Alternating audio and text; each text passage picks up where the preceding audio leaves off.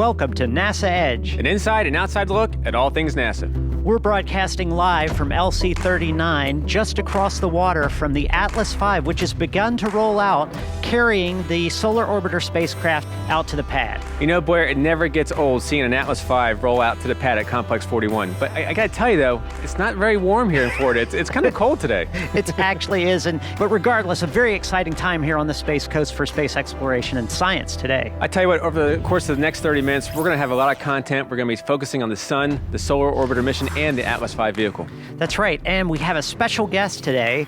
Speaking of Tiffany Nail, her brother is going to be filling her shoes out at the pad with Mick Waltman. They're going to talk about the Atlas V and Solar Orbiter as the rollout completes later in the show. Well, I tell you what, we have a lot to cover, so let's get started, Blair. Absolutely. We'll go to the pad, and then we'll come back with our first guest, Holly Gilbert.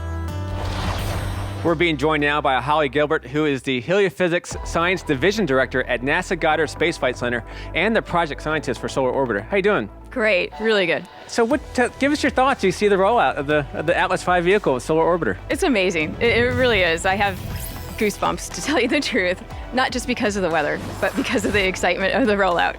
Tell us, why is it important for us to study the Sun? Well, of course, the Sun provides everything, right? Life here on Earth.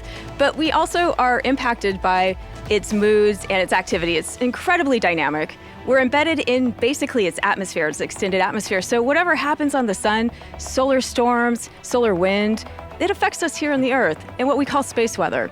And it interacts with the Earth. It can damage satellites. It can be dangerous for astronauts. It can cause power grid outages. So space weather is a very important field to study. Now, of course, as everyone knows, we are going back to the moon in 2024. We're going to have the first female astronaut to land on the surface. And how is studying the Sun sort of impact that journey back to the moon? Yeah, like I mentioned, so on the surface, we're protected from all that space weather because we have the Earth's magnetic field and the atmosphere.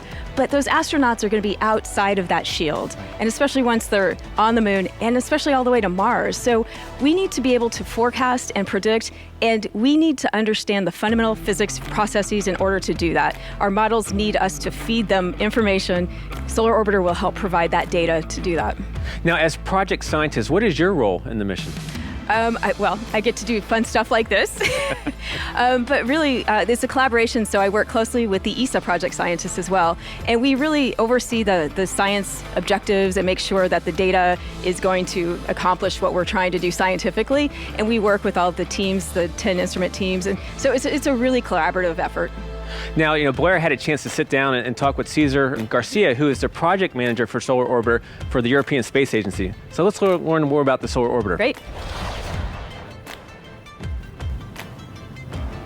We're here at Astrotech Space Operation with European Space Agency project manager for the Solar Orbiter, Cesar Garcia. Cesar, thanks so much for being here today. Thanks you for having me. The first question I want to ask you is, tell us a little bit about the overall mission for Solar Orbiter.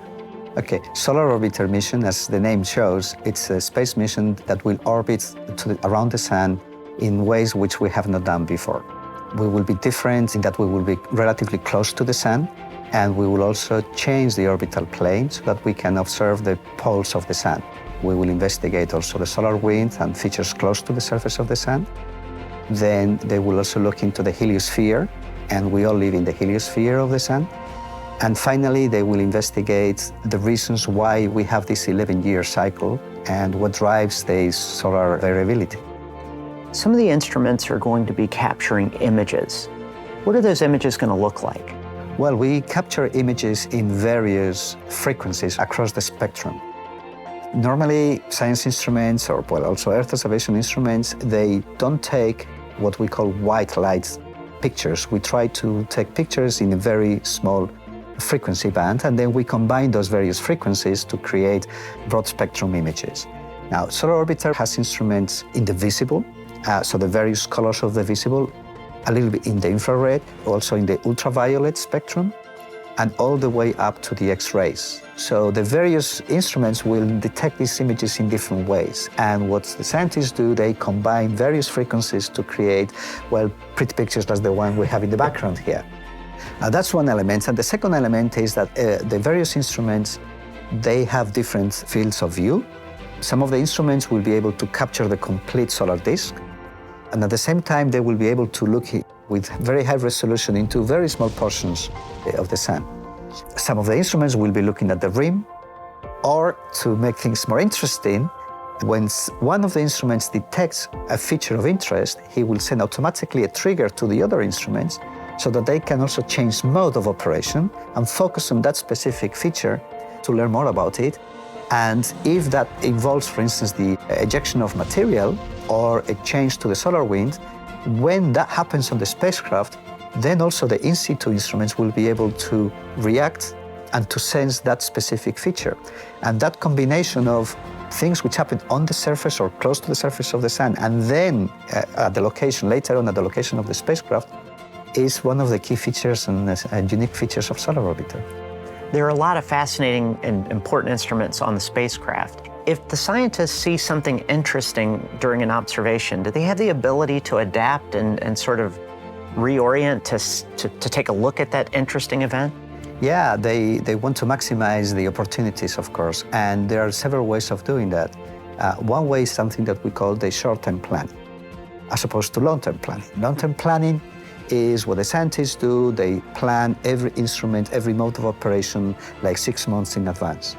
However, every 24 hours, if they see a particular feature, or if there is a signal coming from a different space mission or from the ground, then they can change in very short time what the instruments will be doing in the next observation day. Joining us now is Teresa Nieves Chinchilla, and she's the Deputy Project Scientist for Solar Orbiter on the NASA side. Thanks for being on the show. Thank you for having me. When I talked to Cesar Garcia, he talked a lot about collaboration, and we actually just heard from Holly about this word collaboration. So it seems like despite being very different missions, a lot of coordination has to take place. So tell me a little bit about your role and how you see this collaboration playing out for Solar Orbiter. So collaboration within the mission has been very important. This is a very international mission with a lot of countries putting together efforts and energy to accomplish the goals of this mission. So we have also more collaborations. This is very important with, more missions for NASA like Parker or SDO, stereo missions. They are very important in our field, and working together we can enhance the outcomes from each mission. Obviously, Solar Orbiter has 10 instruments. Do you happen to have a favorite on the spacecraft? It is not good, you asked too much to say my favorite, but I'm heliospheric, so it means that I study the atmosphere of the sun, and I like Solo High because I study large structures and I like to see how they evolve in the heliosphere. I like to track them and later to touch them and to sense them with the in situ instruments. So yeah, but I don't know. I don't have a favorite. But it's interesting. As a scientist, obviously you gravitate towards certain data, and that's important too, even though we like all instruments. Awesome. Well, I tell you what, thank you so much for coming on the show. We really appreciate it. We're going to shift focus now to the spacecraft itself. I had a chance to sit down with Ian Walters, who's the project manager for Airbus for Solar Orbiter. Let's check it out. We're here at Astrotech Space Operations in Florida with the European Space Agency project manager for the Solar Orbiter spacecraft, Ian Walters. Ian, you're responsible for the entire spacecraft. So tell us, what are the key features of the Solar Orbiter? Well, I think the one feature that most people will realize is because we're going so close to the sun, we'll need to protect ourselves against that. And the way we do it for this mission is to hide from the sun. We hide behind a heat shield. And the heat shield itself can tolerate the enormous temperatures that we see. We're 42 million kilometers from the sun at the closest approach. It doesn't sound that close to most people, but when you think we're 150 million kilometers here on Earth, it's a lot closer. So we expect to see temperatures around 600 degrees centigrade. Most of the spacecraft can't tolerate that kind of temperature, but the heat shield can. So we design specifically a shield for that purpose, and we hide behind the shield for the entire 10 years of the mission. I know that other spacecrafts travel close to the sun and require a heat shield, but how do you test a heat shield that has to endure that kind of heat? It's a good question. So we can't test a spacecraft, the entire spacecraft at 600 degrees. We have to test the components themselves, and then we do an all-up spacecraft test, but at lower temperature. So the heat shield itself has been exposed to those kind of temperatures. We built a bespoke test environment in which we could reach the temperature. So the heat shield has been tested to 600 degrees. Also, the elements that poke out into the solar environment as well. So the solar arrays, for instance, and the high gain antenna, they both also see 600 degree temperatures. So they've also been tested to those temperatures as well. Now, you said 10-year mission, so it's one thing to tolerate that kind of temperature. How do you test for that amount of time? Well, we don't test, of course, on the ground for 10 years. We do material level tests, accelerated tests of the materials to show that they can tolerate the full duration of the mission. For instance, we have special coatings. We have something called Embio Black, which is very, very black. You know, I think it's one of the blackest materials we've ever flown in space. And we've made sure that it stays black and it doesn't degrade under the intense radiation environment you find close to the sun. We also have a material called Embio White, very much similar to Embio Black, but white. Problem with white paint is that they can start to go grey under extreme ultraviolet exposure. So we've tested those materials, those coatings, with accelerated tests to show that they will survive the 10 years. Obviously, the heat shield is a big challenge. You seem to have taken care of that. What are some of the other challenges on this mission? Because you have a lot of instruments on board. Yes, that's right. We have 10 instruments altogether. 6 of them are what we call remote sensing instruments. So they look at the sun through the heat shield or next to the heat shield. We also have 4 in situ instruments, which measure the environment around the spacecraft, so the local environment. So 10 instruments is a lot. Each has their own unique challenges. Each instrument will bring specific requirements to the spacecraft design, and some of those can be real challenges, real design drivers at spacecraft level. I'll give you one example. We have an extremely sensitive magnetometer on board. It measures the magnetic fields local to the spacecraft in the plasma being emitted from the sun. It's extremely important to measure the magnetic fields around the sun. It seems we don't have yet a very good model of how the sun works in terms of its magnetic fields and so on. And so we're taking a very, very sensitive magnetometer there to find out. Of course, what we don't want to measure is the magnetic field of the spacecraft. So we have to make sure the spacecraft effectively disappears as far as its magnetic field is concerned. How to make a spacecraft out of material which is non-magnetic, it's quite difficult. There are features of the spacecraft that have to use magnets. The reaction wheels, for instance. These are spinning wheels that we use to control the pointing of the spacecraft, which is, as you can imagine, so important that we hide behind the heat shield all the time for 10 years that we don't accidentally depoint from the sun. So those reaction wheels are critical for the mission, but they have spinning magnets inside. We have to make them disappear. So we built a special shield around those reaction wheels made out of new metal, which is a very strong attenuator of magnetic field. But we couldn't easily measure it. As you know, the Earth's magnetic field is much, much higher than the signal we want to measure. So we have to make the Earth's magnetic field disappear as well in order to measure how effective those shields were. We did it at reaction wheel level. We were sure the shielding would be good. We also get some shielding from the spacecraft components again, but we were looking for an attenuation of a million times less field from the wheels by the time it gets to the magnetometer. Very difficult to test, and in fact we could only test those at spacecraft level in a special chamber in the woods in Germany, which effectively makes the Earth's magnetic field disappear, and then we can really see what signal is coming out of the reaction wheels and can it be measured by the magnetometer. And I'm pleased to say when we did that test last June, we could not see the wheels at all. The shields were completely effective. Wow. So this is just one example of how an instrument requirement can have a very strong drive on the spacecraft design. Hey guys, I'm Daryl, and this is Mick, and you're a vehicle systems engineer with Launch Services Program, and of course behind us, the noise you can hear is the mighty Atlas V, United Launch Alliance's rocket, rolling to the pad as we speak. Mick, we're just about, 50, 60 feet away from this thing. It's impressive. Oh, it's very impressive, Daryl. Happy to be out here for Solar Orbiter. This is great access to be able to see roll to the pad today. The team has done a great job. They've been on time. Everything's looking good, and as you can see, we're just a few seconds away from getting that thing into Launch Complex 41 and prepared to get ready for tomorrow's launch. Tell me a little bit about the rollout. It started at around 10:15 this morning, and we had probably about 6 football field length trip from the vertical integration facility out here to the pad. Yeah, it does. The team started early this morning, got preps done inside the vertical integration facility, raising up decks. moving things, changing over the environmental control system from the tower, the VIF, to the mobile launch platform. Then they got rolled out of the pad, like you said, about 10:15. They rolled out of the VIF, started moving. Takes about 15 minutes for them to travel the 1,800 feet from the VIF to the pad. They travel just under 3 miles an hour once they get moving. Really impressive sight to see the mighty Atlas V rolling out here today. And now we're probably just about, what would you say, 60, 70 feet from being into the pad. Absolutely, we're very close to them getting everything put down and hooked back up. And when they get that hooked up, it kind of explain this, because what we're seeing behind us, you can see in the picture, are some railroad tugs that are pushing that mobile launch platform with a rocket on it and pulling its support systems behind it, right? How does it go into the pad there? Yeah, so the clean pad concept that ULA has for the Atlas V is they roll out of the VIF using tugs pushing the mobile launch platform, like you said. So they don't have a fixed umbilical tower or anything like that. It's a mobile launch platform. They get that moving down the tracks, and put behind the whole setup, they have their environmental control system on a trailer type thing.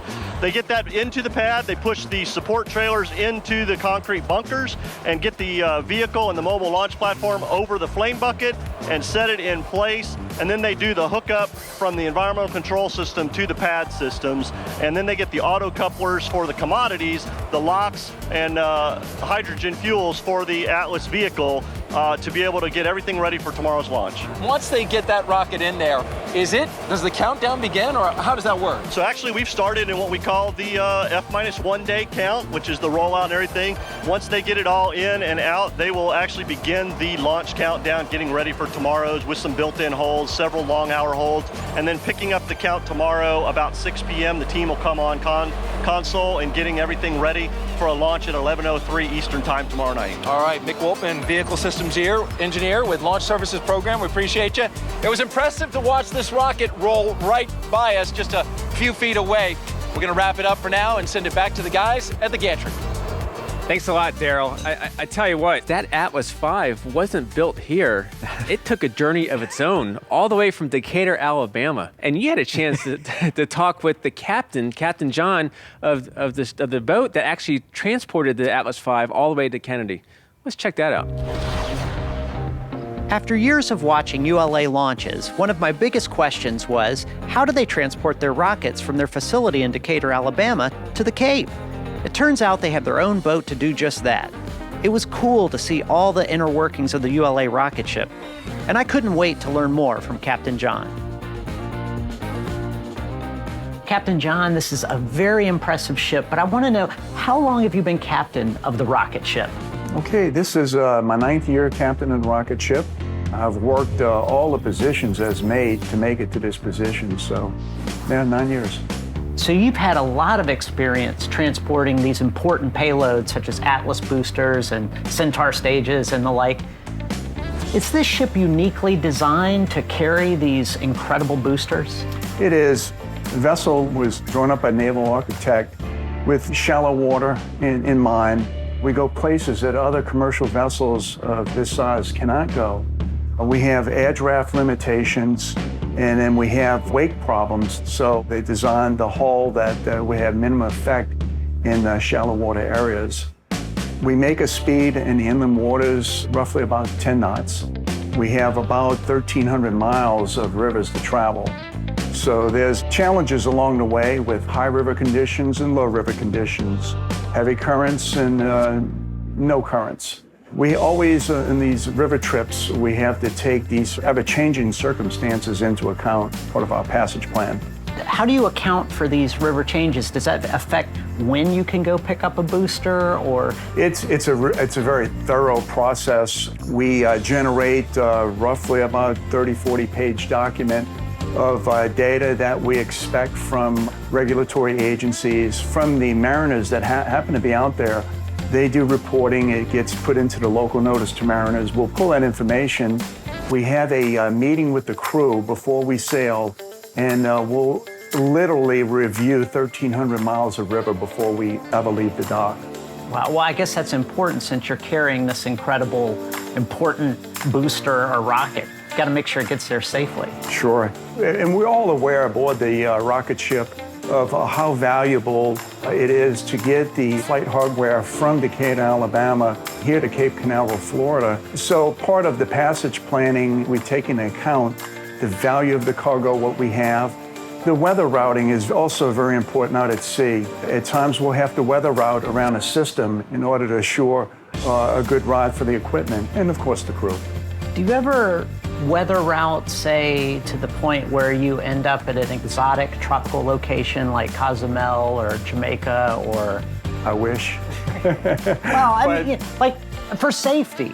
Well, seriously, we get into the deep part of the Gulf of Mexico, and usually we may just alter out maybe 50 to 100 miles.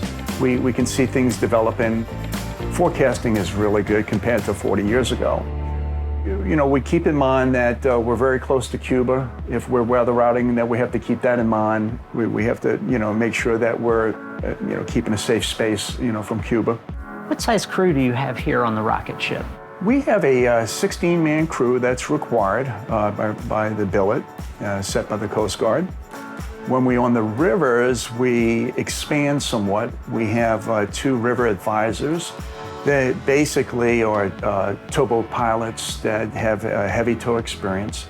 So we'll take them aboard and then have an 18-man crew. So as captain of the rocket ship, do you have to think differently based on the type of payload you're carrying, whether it's like a Delta II or a Delta versus an Atlas or anything of the sort? Yes, we do. The Delta is more robust. It's a boat down to the deck type of configuration.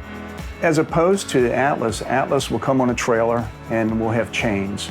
So you do have to take into account the method that we're securing the cargo. We want to avoid heavy rolling, so we may alter course and point up a little bit into the seas and alter that rolling and dampen it somewhat. So yes, we do have to take that into consideration. And what's your record on successfully delivering rockets? Are you like 20-0 or? We have a perfect record aboard the rocket ship. Just like the flight hardware itself that goes up, we have a perfect record here, and we do get the payload here on time. So you're basically undefeated. We are. I don't know the right number on it, but I could say that if we made voyage number 133, I made half of them. So I'd say I did about 70 trips. 70-0, that's almost that's top NBA record. Slam dunk. Yeah. That's great. I tell you what, we had a great show today. We learned a lot about Solar Orbiter, the sun, and of course the Atlas V vehicle. Let's take one last look at the pad. Looks like rollout is just about complete. What a sight to see. You're watching NASA Edge. An inside and outside look at all things NASA. I have spoken.